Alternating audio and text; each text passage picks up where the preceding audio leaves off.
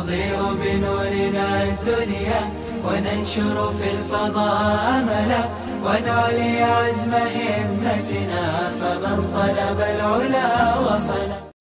بسم الله الرحمن الرحیم.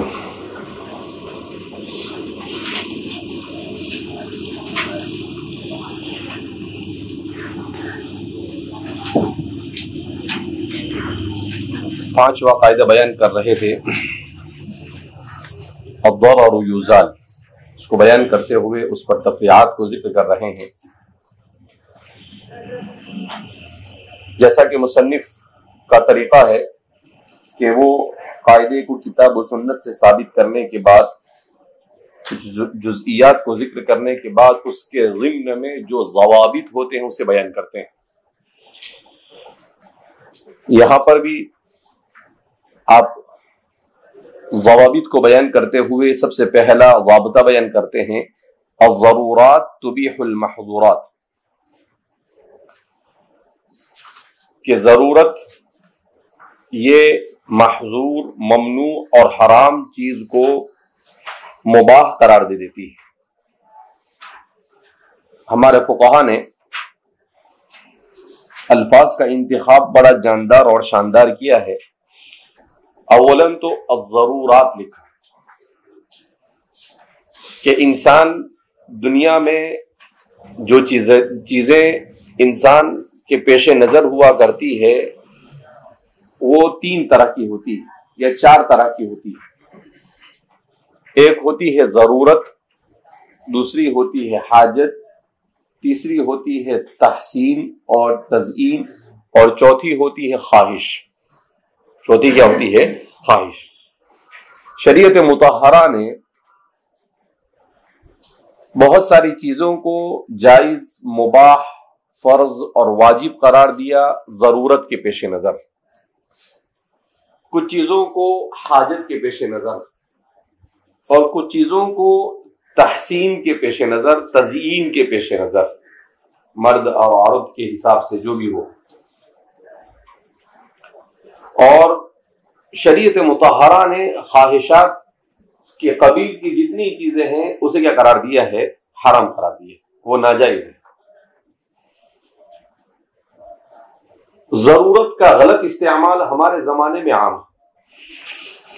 اسی لیے قاضی مجاہد الاسلام صاحب نور اللہ مرقدہ، آپ نے جب فقہی سیمینار کا آغاز کیا تو سب سے پہلا سیمینار کس پر کیا؟ ضرورت پر. اس پر کیا؟ ضرورت پر. کہ ضرورت کی حدود و قیود کیا ہے؟ وہ کئی جلدوں میں ہے نا فقہی، ہاں اس کی پہلی جلد میں شاید وہی ہے، دیکھو ضرورت کیا ہے.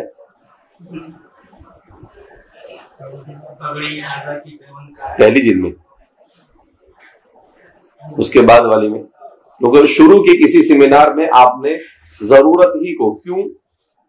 اس لیے کہ بہت سارے جدت پسندوں نے خواہشات کو، تحسین کو اور حاجت کو ضرورت کا عنوان دے کر اسے جائز قرار دینے کی کیا کی کوشش کی.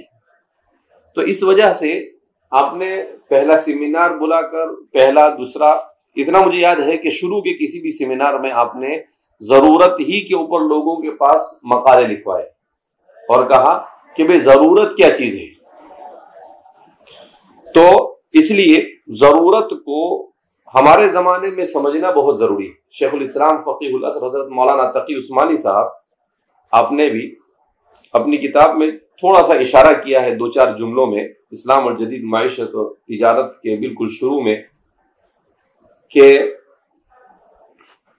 کسی بھی گھر، کسی بھی ملک، کسی بھی خاندان اور کسی بھی اجتماعی زندگی کی ضرورتوں کو پورا کرنے کے لیے کچھ اصول ہوتے ہیں. ایسے ہی معیشت چونکہ پورے ملک کی ضرورتوں کو پورا کرنے کے لیے ہوتی ہے، اس لیے معیشت میں کس چیز کا لحاظ کیا گیا ہے کہ باب معیشت میں ترجیحات کا تعین ہوتا ہے، وسائل کی تقسیم ہوتی ہے، آمدنی کی تقسیم ہوتی ہے، اور پھر اس کے بعد ترقی. پھر اس کے بعد کیا ہوتی ہے؟ ترقی. یہ ضرورت اور حاجت کے شرعی احکام. تو اس لیے فرماتے ہیں کہ ترجیحات کا تعین کس کو کہتے ہیں؟ ترجیحات کا تعین، کیونکہ انسان کے سامنے دو چیزیں ہیں، ایک ہے وسائل اور دوسرا ہے ضرورت اور خواہش.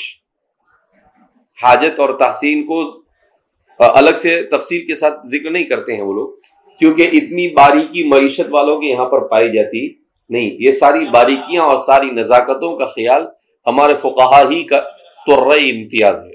فجزاهم اللہ عنا وعن امت محمد خیر الجزا واحسن الجزا فی الدارین. تو انہوں نے پھر اس کے بعد ضرورت کیا ہوتی ہے، حاجت کیا ہوتی ہے، تحسین کیا ہوتی ہے، اس کو الگ الگ کیا، جس کو آئندہ کل انشاءاللہ ہم جاننے کی کوشش کریں گے. تو ضرورت اور خواہش دو. اب انسان کی ضرورتیں یہ تو مختصر ہوتی ہے، لیکن خواہشات کا انبار ہوتا ہے. اسی لیے رسول اللہ صلی اللہ علیہ وسلم نے صحابہ کو لکیر بنا کر سمجھایا تھا. اس زمانے کا کیا کہیں گے، السبورۃ الزکیہ وہی تھا.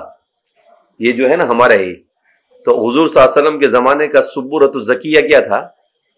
کیونکہ اس زمانے میں کچھ تھا نہیں، تو آپ نے زمین کو ہی کیا بنا دیا، السبورۃ الزکیہ. بلیک بورڈ اس زمانے کا وہی تھا. تو آپ نے صحابہ کو سمجھایا کہ دیکھو یہ ایک لکیر ایسی بنائی، ایک لکیر سیدھی بنائی اور دوسری لکیر اس سے بڑی سیدھی بنائی. اور اس کے بعد آپ صلی اللہ علیہ وسلم نے کہا کہ دیکھو انسان کی یہ ہے زندگی کا خاتمہ موت، اور یہ ہے انسان کی ضرورتیں، اور جو لکیر موت سے اوپر جا رہی تھی وہ انسان کی خواہشات. وہ کیا ہے؟ انسان کی خواہشات. کہ انسان کو معلوم تو ہوتا نہیں ہے کہ اس کی ایکسپائری ڈیٹ کیا ہے، کب مرنے والا ہے. اب اس کی زندگی لکھی ہوتی ہے 50 سال، اور حضرت پلان بنا کے بیٹھتے 80 90 100 سال کا کہ میں 110 سال تک بھی کیا رہوں گا، زندہ رہوں گا، اور یہ کروں گا، فلاں کروں گا، ڈھمکا کروں گا. تو سب سوچ کے رکھتا ہے. تو وہ لمبی لکیر کھینچ کر ابھی ایکسپائری ڈیٹ ہو گیا، اس کے بعد کیا ہونے والا ہے. لیکن انسان یہ اپنے خیالات کا پلاؤ بناتا رہتا ہے. تو انسان کی خواہشات انلیمیٹڈ اور انسان کی ضرورت لمیٹڈ، اور ان ضرورتوں اور خواہشات کو پورا کرنے کے لیے وسائل لمیٹڈ. تو اب یہ کشمکش ہے بین اللمیٹڈ و انلیمیٹڈ، بین المحدود واللا محدود. محدود اور لامحدود میں کیا ہوتا ہے؟ کشمکش، جنگ چلتی ہے. تو معیشت والوں نے کہا کہ ترجیحات کا تعین، کہ آپ کے پاس 500 روپے ہے، آپ کی ضرورت ہے، پڑھنے کے لیے آپ آئے ہیں، کاپی آپ کی ضرورت ہے، قلم آپ کی ضرورت ہے، کتاب آپ کی ضرورت ہے. کیوں؟ اس لیے کہ یہ مدار علم ہے اور آپ علم حاصل کرنے کے لیے آئے. جب یہ مدار علم ہے تو جو چیز بھی ازدیاد علم کے لیے معین ہوگی وہ ساری ضرورت، وہ ساری کی ساری چیزیں کیا ہے؟ ضرورت. جیسے زندگی گزارنے کے لیے کھانا ضرورت، کھانا کیا ہے؟ سونا حاجت. سونا کیا ہے؟ حاجت ہے. سونا ضرورت نہیں ہے. آپ کہے کہ کیسے سونا ضرورت نہیں؟ ہاں، لوگ بغیر سوئے بھی زندگی گزار کے چلے گئے. ابو الوفا ابن العقیل نے کبھی زندگی میں سوئے ہی نہیں. کہا کہ بے وقوف ہوں گے. بے وقوف نہیں تھے، وہ عقل مند تھے، اور جو زیادہ سوتے ہیں وہ عقل مند ہوتے ہیں. تو ابو الوفا ابن العقیل کہتے ہیں کہ جب سے مجھے شعور آیا، سمجھ آئی، اس وقت سے لے کر موت تک کبھی میں سویا نہیں. موت تک کبھی سویا نہیں. کہا کیوں؟ کہا پڑھنے لکھنے سے فرصت نہیں تھی. کس سے فرصت نہیں تھی؟ پڑھنے لکھنے سے. اما اقرا او اکتب، اور اگر تھک جاتا تھا تو اتفکر ماذا اکتب. تو سستانے کا طریقہ سونا نہیں تھا. سستانے کا طریقہ ان کے یہاں پر کیا تھا؟ سوچنا، کہ ابھی تھوڑی دیر کے بعد کیا لکھوں گا، وہ سوچ کے رکھتا تھا. تو زندگی کا کوئی لمحہ انہوں نے ایسے ہی نہیں گزارا. کتاب لکھی الفنون، اپنے زمانے کے سارے فنون اس میں آ جاتے ہیں. خاتم المحققین حضرت شیخ عبد الفتاح ابو غدہ وہ فرماتے ہیں کہ اس کے بارے میں آتا ہے کہ وہ 400 جلد میں لکھی گئی انسانی تاریخ کی سب سے بڑی کتاب جو کسی فرد فرید نے لکھی ہے. اور شیخ فرماتے ہیں کہ اس کی ایک جلد ہمارے ہاں اور ہماری زندگی میں شائع ہوئی تو وہ ایک جلد 4 جلدوں میں شائع ہوئی. وہ ایک جلد کتنی جلدوں میں شائع ہوئی؟ 4. تو اگر 400 کو 4 سے ضرب دو تو کتنی ہو گئی؟ 1600. کتنی جلد میں؟ یہ کب لکھا انہوں نے 1600 جلد میں کتاب؟ ما نام فی حیاتی ہی، جب اپنی زندگی میں وہ سوئے نہیں. اپنی زندگی میں جب وہ نہیں سوئے تو انہوں نے لکھی. آج کی سائنس کہتی ہے کہ انسان کی دماغ کی کیپیسٹی ہے ایسی ہے نا، کہ انسان کی دماغ کی کیپیسٹی اتنی ہے کہ اگر اس میں کیمرہ فٹ کر دیا جائے اور وہ وائس اور ویڈیو دونوں ریکارڈ کرے تو انسان کی میموری میں 300 سال کا ویڈیو اور وائس دونوں کے دونوں ریکارڈ ہو سکتا ہے.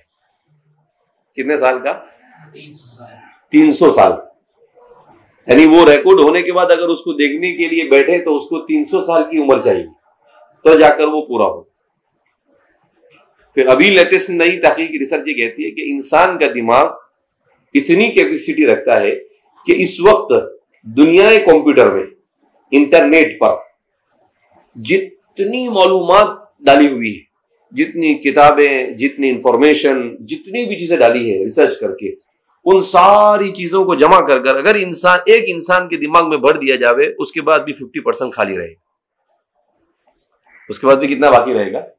50% خالی رہے گا. یعنی مزید گنجائش ہے کہ اتنی اور معلومات اس میں کیا ہو جائے، آ جائے.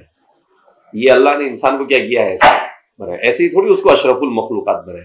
اس کی ہر چیز اشرف ہے.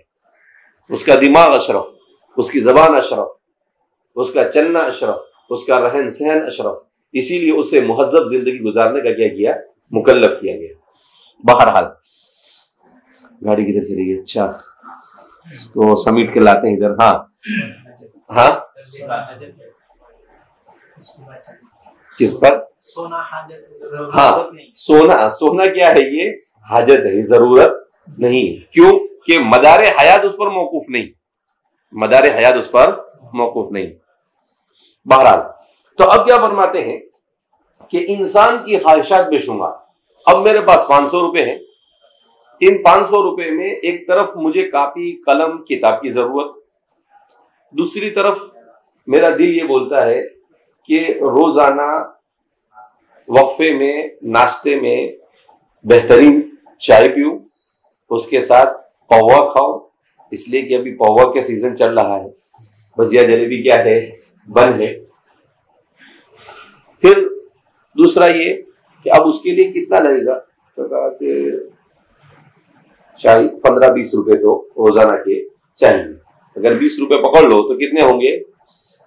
ایک دن کے 20 روپے تو 10 دن کے 200 روپے، 20 دن کے 400 تو 30 دن کے کتنے ہوں گے؟ 600 روپے. پیسے تو 500 روپے ہے. اس کا مطلب یہ ہے کہ یہ خواہش پوری ہو سکتی نہیں. اگر یہ خواہش پوری کرنے گئے تو ضرورت متاثر ہو جائے. ضرورت کیا ہوگی؟ متاثر. پھر دماغ کہتا ہے کہ چلو ٹھیک ہے صرف پہوے پر اتفاق کر لو، چائے کو مارو گولی. تو چائے پہوا کتنے کا تھا؟ 5 کا یا 10 کا؟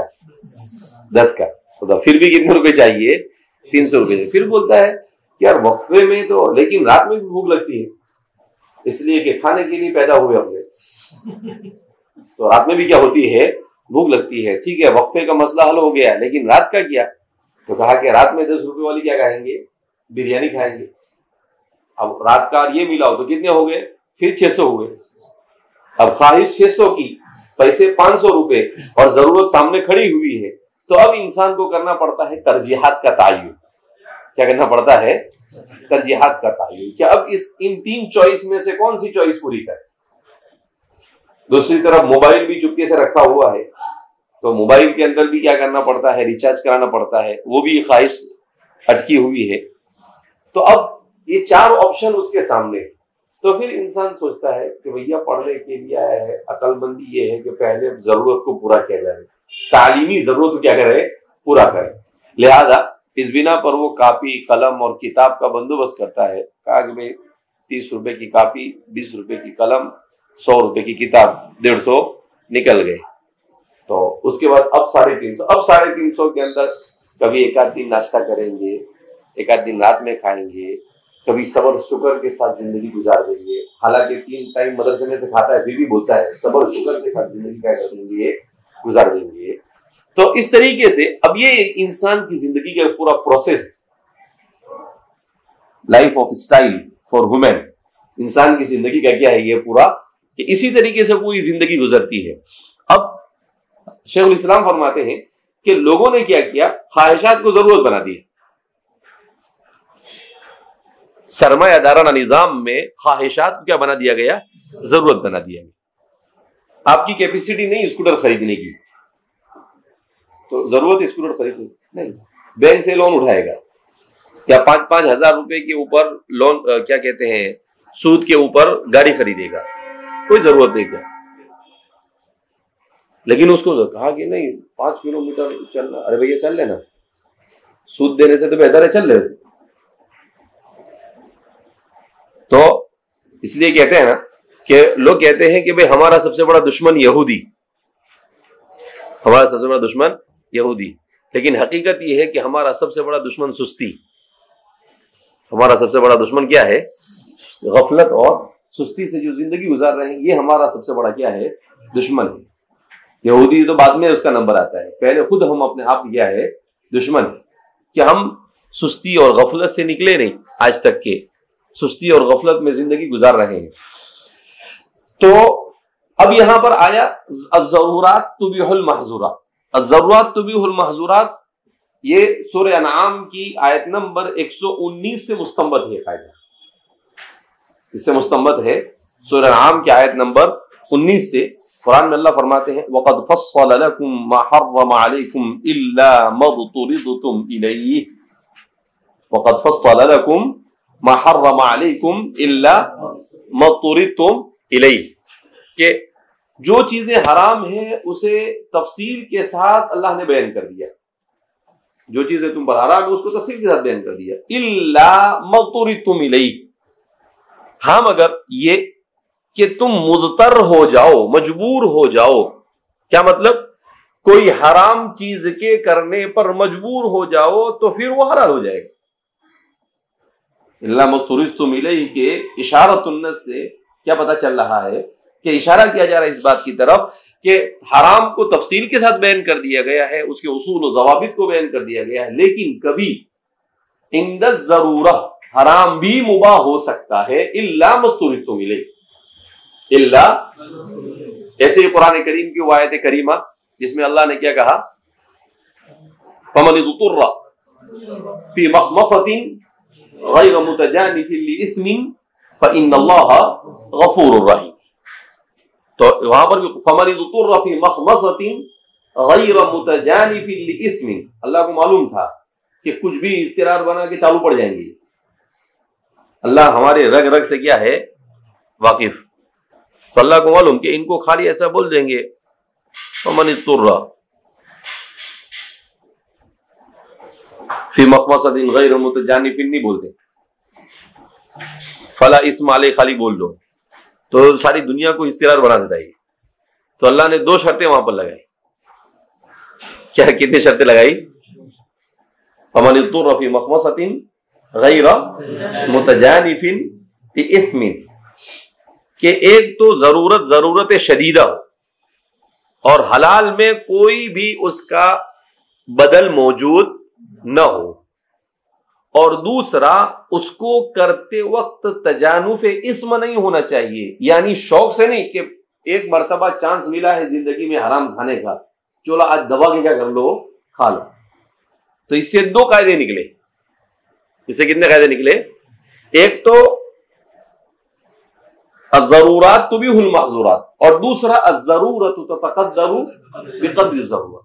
غیر متجانف لاسم سے کیا نکلا؟ الضرورت تتقدر بقدر الضرورہ.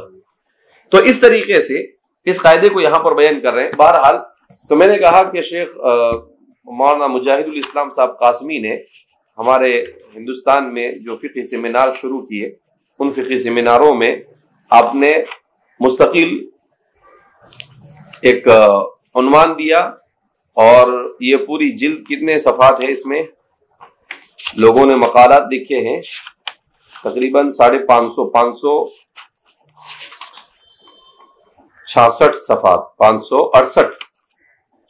568 صفحات میں مقالات آئے، اور ان مقالات کے ذیل میں اخیر میں ان سب کو سامنے رکھ کر لکھا ہے اسلامی شریعت کا دائرہ کسی زمانے یا ملک اور قوم و ملت تک محدود نہیں، بلکہ قیامت تک آنے والے تمام مسلمانوں کے لیے اسلامی شریعت پر عمل کرنا واجب ہے. اسلامی شریعت میں جس طرح ان ممالک کے لیے جن کے زمام اقتدار مسلمانوں کے ہاتھ میں ہے، اسی طرح غیر مسلم ممالک میں بسنے والے مسلمانوں کے لیے بھی لازم العمل ہے. دور حاضر میں حکومت کا دائرہ کار چند میدانوں تک محدود نہیں رہ گیا، بلکہ زندگی کی تمام شعبوں کے باروں میں قانون سازی، منصوبہ بندی اور نگرانی حکومت اپنا فرض اور حق سمجھتی ہے. مغرب کے برپا کیے ہوئے غیر اسلامی نظام اور ماحول میں رہنے والے کروڑوں مسلمان، خصوصاً غیر مسلم ممالک کے مسلمان، سخت گھٹن اور تنگی میں ہے. بہت سے اسلامی احکام پر عمل کرنے کے لیے حکومت کے قوانین کی وجہ سے دشوار تر ہو گیا ہے. اگر اسلامی احکام کو چھوڑتے ہیں تو ان کا دل انہیں ملامت کرتا ہے. آخرت میں باز پرس اور عذاب کا خوف ان کے لیے سوہان روح بن جاتا ہے، اور اگر ان اسلامی احکام کی کامل پابندی کرتے ہیں تو انتہائی ضیق اور تنگی میں مبتلا ہوتے ہیں. مروجہ قوانین ان پر قدغن لگاتے ہیں، زندگی سے میدانوں سے انہیں پریشانی کا سامنا کرنا پڑتا ہے. ان حالات میں اس بات کی شدید ضرورت ہے کہ شریعت کے رفع حرج، دفع ضرورت اور استقرار کے اصول کی روشنی میں ان بنیادی رہنما خطوط کی نشاندہی کر دی جائے جن کی بنیاد پر علماء اور اصحاب افتاء دور حاضر کے عمومی ابتلاء اور حاجت کے مسائل کے بارے میں صحیح فیصلہ کر سکیں، تاکہ شرعی اصول اور قواعد کی روشنی میں جن مسائل میں شرعی جواز اور گنجائش موجود ہو ان کے بارے میں امت مسلمہ کو غیر معمولی ضیق اور حرج سے نکالا جائے. شریعت کے دائرے میں مسلمانوں کے لیے یسر اور سہولت پیدا کی جائے، اور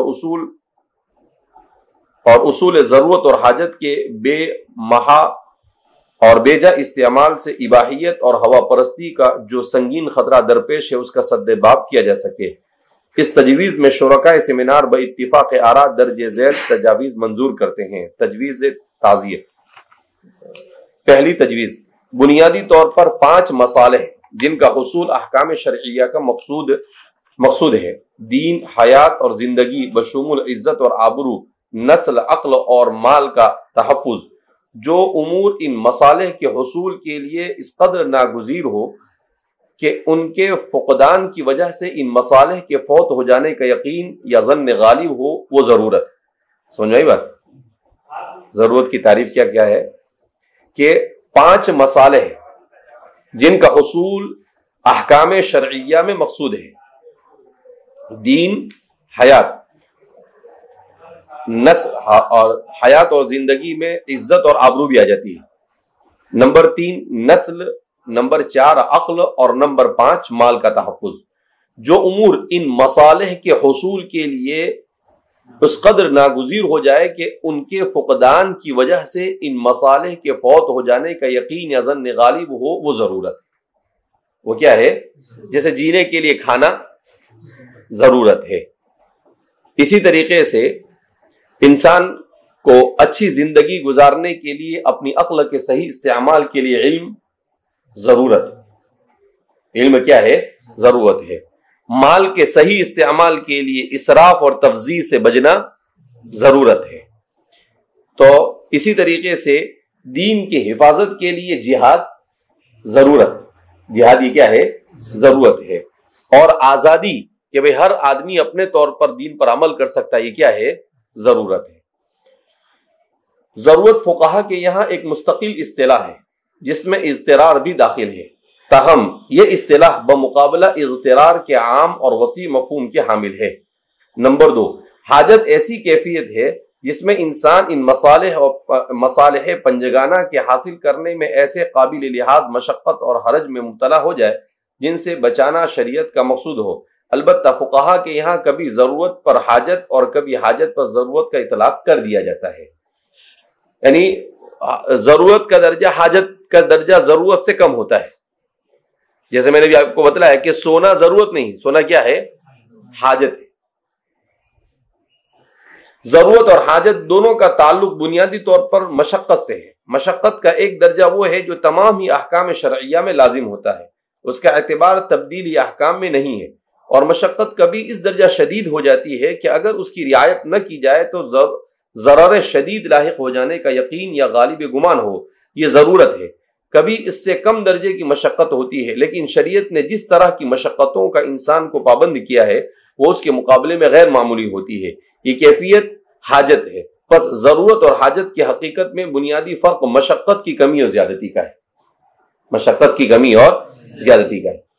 تو فرماتے ہیں کہ انسان دنیا میں آیا ہے لِيَبْلُوَكُمْ أَيُّكُمْ أَحْسَنُ عَمَلًا، تو انسان جو فرائض انجام دیتا ہے اس میں مشقت ہوتی ہے، مگر وہ اتنی مشقت ہوتی ہے جو اس کے برداشت کے اندر ہوتی ہے. لا يكلف الله نفسا الا وسعها.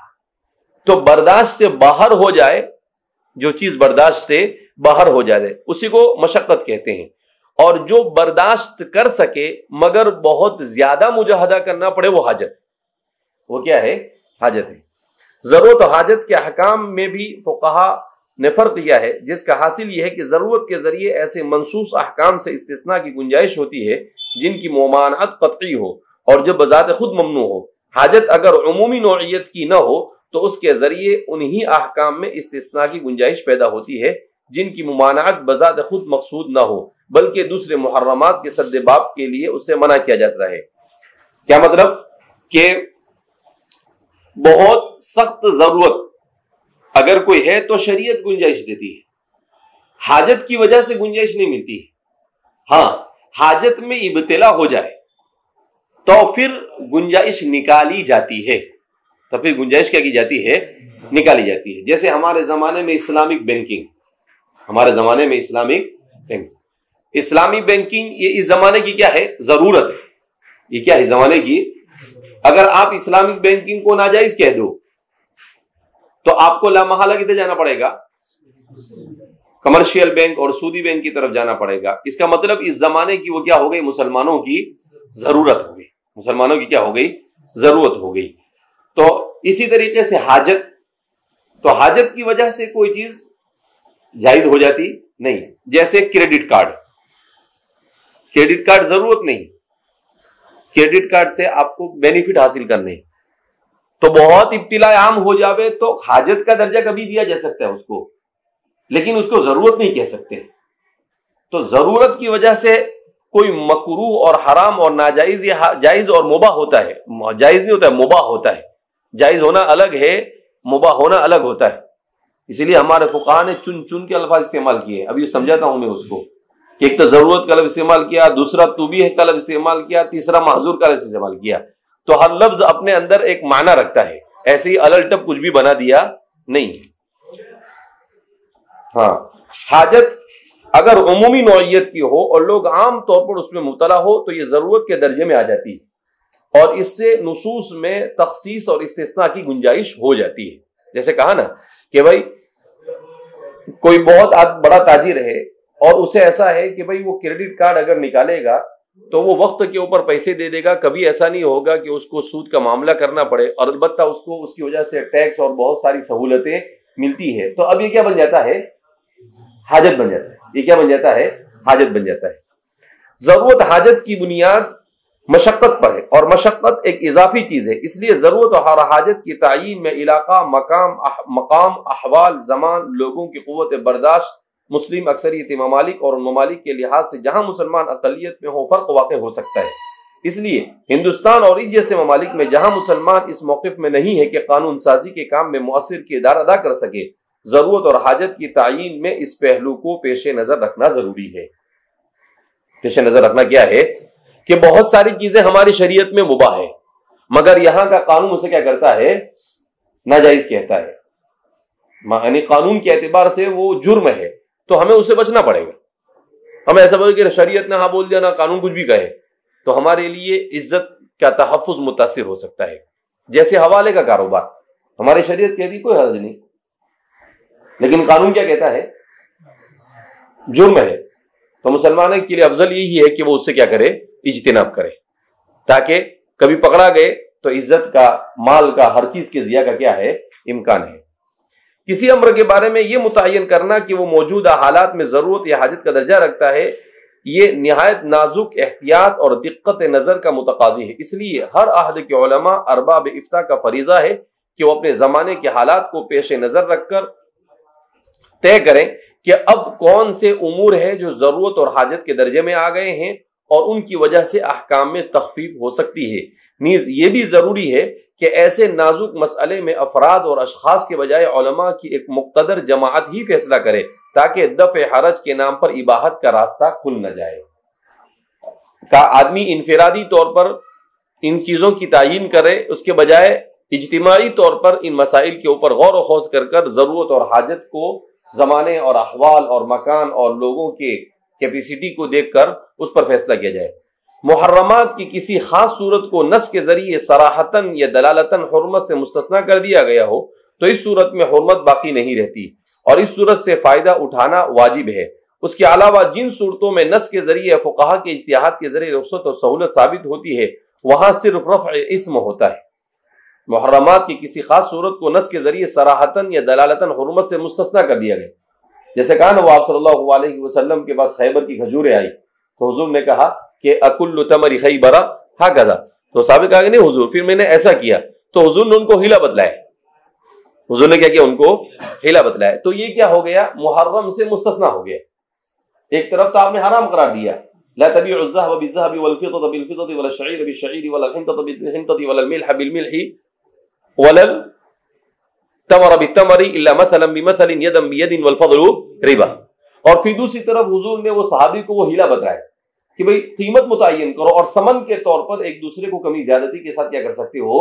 دے سکتے ہو. یہ کیا ہو گیا؟ محرم سے مستثنیٰ ہو. حرام جو چیز تھی اسے کیا کیا؟ مستثنیٰ کر دیا.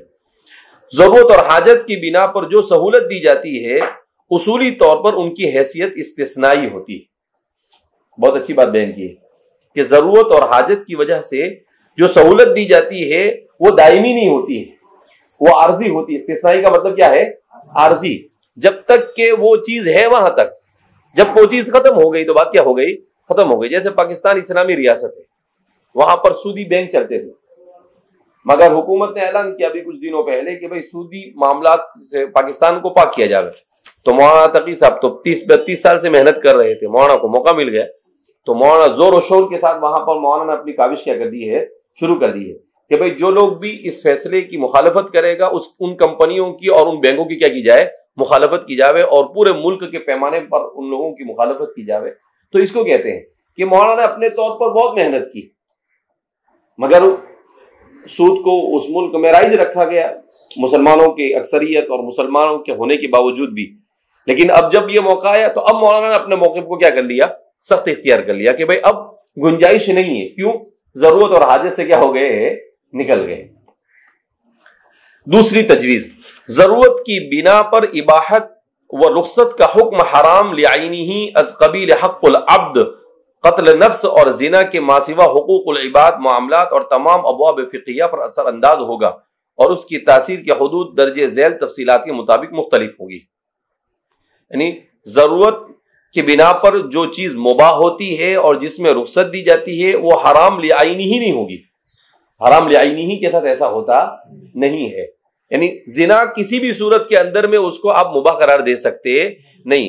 کسی کو زبردستی مار دینا، بلا حق کے مار دینا، کسی بھی صورت میں شریعت اس کو جائز قرار دے سکتی نہیں ہے. تو اب اس کے علاوہ معاملات اور حقوق العباد کے علاوہ جو چیزیں جہاں پر گنجائش مل سکے اس کو اصول ضوابط کیا ہے اس کو بیان کر رہے ہیں. احکام اگر مأمورات کے قبیل سے ہو اور ان کے عدم امتثال سے صرف حق شارع متاثر ہوتا ہو جیسے کلمہ کفر وغیرہ، تو حالت اضطرار میں فی نفسی حرام ہوتے ہوئے بھی ان امور کے ارتکاب کی رخصت ہوگی. ان امور کے ارتکاب کی الا من اکرہ وقلبہ مطمئن بالایمان. تو حضرت عمار بن یاسر کے لیے نازل ہوئی تھی. یہ اسی کی طرف اشارہ کر رہے ہیں کہ پہلا اصول یہ ہے کہ مأمورات کے قبیل سے ہو اور ان کا عدم امتثال سے صرف حق شارع متاثر ہوتا ہو، یعنی حق اللہ متاثر ہوتا ہو، جیسے کلمہ کفر وغیرہ، تو حالت اضطرار میں، کتنے اچھے الفاظ استعمال کیے، حالت اضطرار میں فی نفسی ہی حرام ہوتے ہوئے بھی، فی نفسی ہی حرام یعنی حلال نہیں ہوا، وہ مباح اور جائز نہیں، وہ حرام ہی ہے بدستور۔ البتہ جان کو بچانے کے لیے ان امور کے ارتکاب کی رخصت دی گئی، یعنی بقائے حرمت کے باوجود رفع اسم ہوگا کہ حرمت باقی رہے گی، البتہ جان کا بچانا ضروری تھا اور آپ نے یہ بول دیا تو آپ کو گناہ نہیں ہوگا، حرام ہے مگر پھر بھی آپ کو گناہ کیوں؟ اس لیے کہ ضرورت ایسی پیش آ گئی۔ اس وجہ سے اگر احکامات از قبیل منہیات ہو اور ان کے خلاف ورزی سے صرف حق شارع متاثر ہوتا ہو، جیسے اکل میتہ، لحم خنزیر، شرب خمر وغیرہ، تو بحالت اضطرار یہ چیزیں مباح ہو جاتی ہے، یعنی رفع اسم اور رفع حرمت دونوں ہو جاتی ہے، اور محظور پر عمل واجب ہوگا۔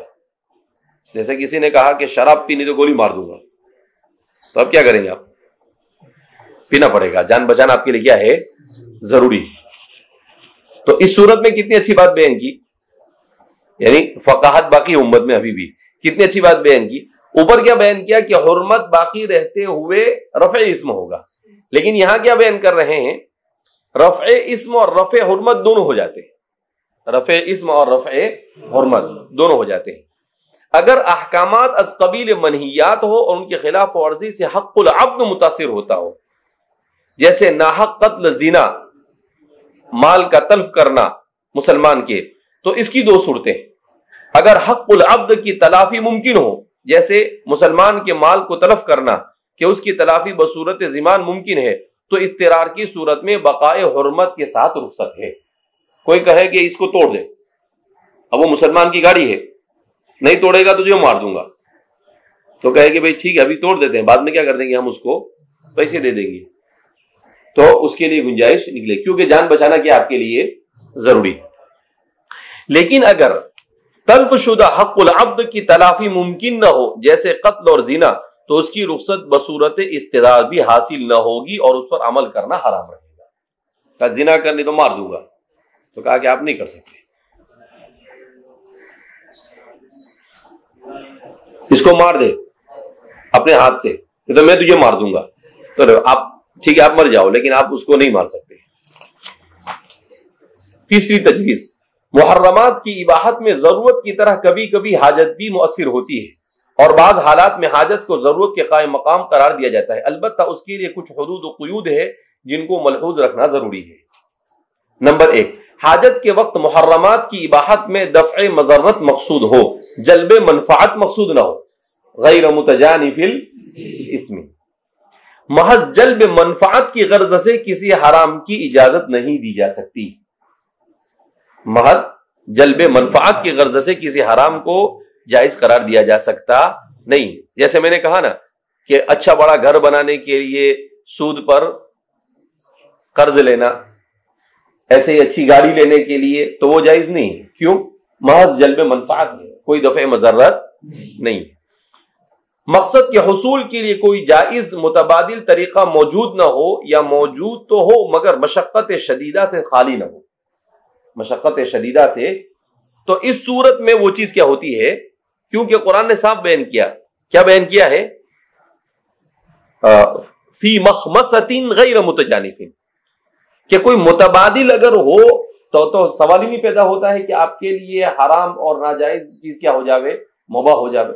ہاں، کوئی متبادل شکل ہے ہی نہیں، تو پھر آپ کے لیے کیا ہو سکتا ہے؟ وہ حرام جو چیز ہے، جیسے کوئی آدمی بیمار ہے، اس کو ایسی بیماری ہوئی ہے کہ اس کا علاج حرام چیز ہی میں کسی اور کے اندر میں ممکن نہیں، اس کا کوئی متبادل نہیں ہے، یا متبادل ہے مگر وہ ایسا متبادل ہے کہ اس متبادل میں بہت زیادہ مشقت ہے، تو اس صورت میں اس کے لیے حرام سے اجازت ہے کہ وہ حرام چیز سے کیا کر لے، علاج کرا لے۔ مقصد کے حصول کے لیے کوئی جائز متبادل طریقہ موجود نہ ہو، یا موجود تو ہو مگر مشقت شدیدہ سے خالی نہ ہو۔ ہاں ہو گئے، حاجت کی بنا پر جو حکم ثابت ہوگا وہ بقدر حاجت ہی ثابت ہوگا، اس سے زیادہ اس میں توسیع پیدا کرنے کی اجازت نہ ہوگی۔ الضرورۃ تتقدر بقدر الضرورہ، ضرورت سے زیادہ کسی چیز کو، کسی مفسدے کو دور کرنے میں کوئی اس سے بڑا مفسدہ لازم نہ آئے. کسی مفسدے کو دور کرنے میں کوئی بڑا مفسدہ لازم نہ آئے. کیا مطلب؟ کہ آپ کسی مفسدے کو دور کرنا چاہتے ہیں. مثلا آپ کرائے کے گھر میں رہے تو آپ کہہ رہے ہیں کہ بھائی میرا اپنا ہو جائے تو اچھا ہے. تو اپنا گھر لینے کے لیے آپ کو بڑے مفسدے میں جانا پڑے گا کہ آپ کی گنجائش ہے نہیں. آپ 10-20 لاکھ روپے 40 لاکھ روپے بینک سے کیا اٹھائیں گے؟ ہوم لون اٹھائیں گے، اور اس کی جگہ پر آپ کو 50-55 لاکھ دینا پڑے گا. تو یہ کیا ہو گیا؟ فر من المطر وقام تحت المیزان. کہا یہ جائز نہیں، یہ جائز نہیں. کہ ٹھیک ہے کرایہ، جب تک کہ کرایہ میں کرایہ کوئی فرض تھوڑی ہے گھر کا ہونا. گنجائش نہیں تو کرایہ میں رہے، جب گنجائش اللہ نکالے گا تو گھر بنا لینا. تو اسی کو بیان کرتے ہیں. حاجت واقعی ہو، محض موہوم نہ ہو. حاجت کا واقعی حاجت ہونا کیا ہے؟ ضروری ہے. ضرورت واقعتاً ضرورت ہو. زبردستی کسی چیز کو آپ ضرورت بنا دے تو اسے وہ ضرورت بنتی نہیں. چوتھی تجویز، اباحت محظورات کے سلسلے میں ضرورت معتبرہ کے لیے درج ذیل شرطوں کا پایا جانا ضروری ہے. ضرورت بالفعل موجود ہو، مستقبل میں پیش آنے والی ضرورتوں کو اندیشہ اور خطرہ معتبر نہیں. یعنی اسی وقت ضرورت پائی جا رہی ہو، کہا نہیں اگر ایسا کریں گے تو مستقبل میں ایسا ہو سکتا ہے، تو چپ چاپ بیٹھا نہیں بھائی، تو کون سا آ گیا پیشین گوئی دینے والا. کوئی جائز متبادل نہ ہو، کوئی جائز متبادل نہ ہو. ہلاکت اور رضیا کا خطرہ یقینی ہو، مظنون نہ ہو. یقینی ہو یا ظن غالب ہو کہ بغیر ایسی یہ کام نہیں کریں گے تو مر جائیں گے. محرمات کے استعمال یا ارتکاب سے ضرر شدید کا ازالہ یقینی، اور نہ استعمال کرنے کی صورت میں اس کا وقوع یقینی ہو. سمجھ آیا نا کہ محرمات کے استعمال یا ارتکاب سے ضرر شدید کا ازالہ یقینی ہو کہ یہ کام کرے گا جو حرام ہے لیکن اس سے 100% فائدہ ہوگا تو ہی کر سکتے، ورنہ کر سکتے نہیں. بقدر ضرورت استعمال کیا جائے گا، اس کا ارتکاب اس کے مساوی یا اس سے کسی بڑے مفسدے کا سبب نہ بنے. پانچویں تجویز، ضرورت اور حاجت جس کی وجہ سے شریعت بہت سے احکام میں رخصت اور سہولت دیتی ہے، اس کے پیچھے متعدد اسباب ہوتے ہیں. یہ وہ اسباب ہے جن کو فقہا اور علماء اسباب رخصت اور اسباب تخفیف کے عنوان سے ذکر کیا کرتے ہیں. معروف قول کے مطابق یہ اسباب 7 ہے: سفر، مرض، اکراہ، نسیان، جہل، عسر اور عموم بلوا. عرف اور عموم بلوا پر مبنی ہونے والے احکام میں اکثر و بیشتر ضرورت اور حاجت اور رفع حرج ملحوظ ہوتا ہے. اگرچہ فقہی طور پر عرف اور عموم بلوا اور اس پر مبنی ہونے والے احکام کا دائرہ کچھ وسیع ہے. عموم بلوا کی وجہ سے ہمارے زمانے میں بہت ساری چیزیں، لیکن عموم بلوا کو اچھی طرح سے سمجھنا بھی کیا ہے ضروری. اٹھا پٹک کہیں پر بھی کسی بھی چیز کو عموم بلوا بنا سکتے نہیں. جیسے حضرت تھانوی رحمۃ اللہ علیہ نے الحیلۃ الناجزہ، وہ کیا ہے؟ عموم بلوا. وہ کیا ہے؟ عموم بلوا. کہ حالات ایسے ہوئے تھے جس کی وجہ سے آپ نے تمام عالم کے فقہا سے رابطہ کر کر اس مسئلے کو حل کرنے کی کوشش کی کہ اگر کوئی عورت مفقود زوج ہو کہ اس کا شوہر مفقود، اس کے بارے میں کچھ پتہ ہی نہیں، تو احناف کے یہاں پر تو اس کی گنجائش ہی نہیں، وہ انتظار ہی کرتا ہے. لیکن امام مالک کے یہاں پر کیا اس کی گنجائش ہے کہ اتنی مدت تک کہ وہ انتظار کرے اور پھر اس کے بعد وہ شادی کر سکتی ہے. لیکن احناف کے مسلک اب بہت زیادہ واقعات پیش آنے لگے، آج بھی ایسا ہوتا ہے. اس وجہ سے حضرت نے کہا امام مالک کے قول پر عمل کرنے کی گنجائش ہے، عموم بلوا ہے. ہمارے ابھی 5-7 سال پہلے ایک واقعہ پیش آیا کہ ایک فوجی ہندوستان میں مسلمان تھے، وہ غائب ہو گئے. اب وہ غائب ہو گیا تو کچھ سال ہو گئے، اس کا کچھ اتا پتہ چلا نہیں کہاں ہے کہاں نہیں ہے. تو اس کی بیوہ نے مفتی صاحب سے پوچھا ہوگا تو اجازت دے دی کہ بھائی ٹھیک ہے اتنے سال ہو گئے، اب آپ کیا کر سکتے ہیں، شادی کر سکتے ہیں. شادی کر لیا اور کچھ مدت کے بعد وہ شوہر بھی آ گئے. تو مسئلہ ہو گیا کہ اب یہ کس کے نکاح میں، اس کے نکاح میں یا اس کے نکاح میں. تو امام صاحب نے جو بات بیان کی تھی بڑی دور اندیشی کے ساتھ بیان کیا ہم سے کہ بھیا انتظار کرے، ایسے اٹھا کے شادی کر دینا اس کی نہیں ہے۔ بہرحال چھٹی تجویز آخری ہے، شرکائے سیمینار کا اس بات پر اتفاق ہے کسی معاملے میں عموم حرج و تنگی اور حاجت عامہ پیدا ہونے کی صورت میں بعض اوقات اسے ضرورت اور اضطرار کا درجہ دے دیا جاتا ہے، اور سماج کو غیر معمولی ضرر اور تنگی لاحق ہونے کی صورت میں ممنوع اور حرام چیز مباح قرار پاتی ہے۔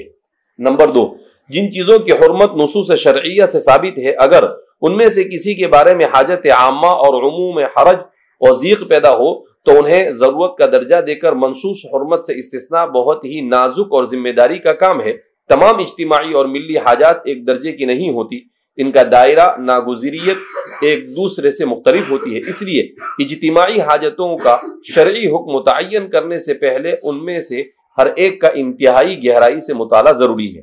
نمبر 3، جب کوئی اجتماعی حاجت اس درجہ اہمیت حاصل کر لے کہ ان سے لوگوں کا بچنا انتہائی دشوار ہو اور اس کا کوئی جائز قابل عمل متبادل موجود نہ ہو یا قانونی جبر کی وجہ سے اس سے چارے کار نہ ہو، تو اس کی بنا پر منصوص حرمت پائے جانے کے باوجود اجتماعی حاجت موجود رہنے تک جواز کی گنجائش پیدا ہو سکتی ہے۔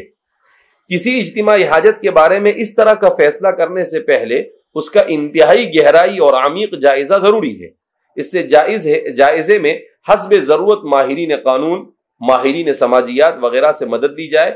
اجتماعی حاجت جس شعبے زندگی سے متعلق ہے اس سے تعلق رکھنے والے افراد سے ضروری معلومات حاصل کرنے کے بعد ہی مقاصد شریعت اور احکام شریعت پر نظر رکھنے والے خدا ترس اصحاب بصیرت علماء اور فقہا اس بات کا فیصلہ کر سکتے ہیں کہ کون سی اجتماعی حاجت اس درجے کو پہنچ گئی ہے کہ اسے نظر انداز کرنے میں فوری طور پر یا مستقبل میں ملت کو غیر معمولی ضرر لاحق ہونے کا خطرہ ہے، لہذا اس کے جواز کا فیصلہ کیا جائے۔ جن معاملات میں اجتماعی حاجت کی بنیاد پر نصوص میں تخصیص یا استثناء کا مرحلہ درپیش ہے، ان کا فیصلہ علماء اور اصحاب افتاء انفرادی طور پر نہ کرے، بلکہ علماء اور فقہا کی معتدی تعداد پورے غور و خوض کے بعد مقاصد شریعت، احکام شریعت، فقہی اصول اور قواعد کی روشنی میں باہمی مشورے سے اس کا فیصلہ کرے۔ اجتماعی فیصلہ ہی ایسے نازک معاملات میں محتاط اور قابل اطمینان ہوتا ہے۔ یہ اس پوری 600 صفحے کا کیا ہے خلاصہ ہے، تو اس کو پڑھنا چاہیے جب چڑھ رہا ہے۔ تو اس میں سے جو ہمارے مولانا خالد سیف اللہ صاحب ہے اور دیگر کچھ لوگوں کے مقالات ہیں اس کو کیا کرنا چاہیے، آپ کو پڑھ لینا چاہیے تاکہ اس سلسلے میں مزید معلومات تفصیل کے ساتھ آ جائے۔ یہ تو خلاصہ ہے جو قرارداد وہاں پر پاس کی گئی۔ بہرحال ومن ثم جاز اکل المیتۃ عند المخمصۃ، کہ شدید بھوک کے وقت، اسی لیے شریعت نے عند المجاعتی یا عند الجوعی کا لفظ استعمال نہیں کیا۔ شریعت نے اللہ نے کون سا لفظ استعمال کیا؟ مخمصہ۔ تو مخمصہ کا لفظ کہ مخمصہ کہا جاتا ہے ایسی بھوک جو موت تک پہنچانے والی۔ یہ عربی زبان کی خصوصیت ہے کہ تکرار حروف تکرار معنی پر دلالت کرتا ہے۔ مخمصہ، میم یہ ڈبل آئی ہے، اس کا مطلب یہ ہے کہ اس کے اندر معنی ڈبل، یعنی بھوک برداشت سے باہر ہو۔ ڈبل کیسی بھوک ہو؟ ڈبل بھوک۔ تو فرماتے ہیں جیسے زحزحہ، تو وہاں پر بھی کیا ہے؟ دو لفظ تکرار کے ساتھ آئے تو معنی میں بھی تکرار آتا ہے۔ حرف میں تکرار، معنی میں تکرار اور شدت کو کیا ہوتا ہے؟ مستلزم ہوتا ہے۔ بہرحال تو فرما رہے ہیں کہ مخمصہ کا لفظ قرآن نے استعمال کیا، لہذا مخمصہ وجاز اصاغۃ اللقمۃ بالخمر، اسی طریقے سے ایسے لقمے کو جس میں خمر شامل ہو اسے چبانا، اس کی گنجائش ہے۔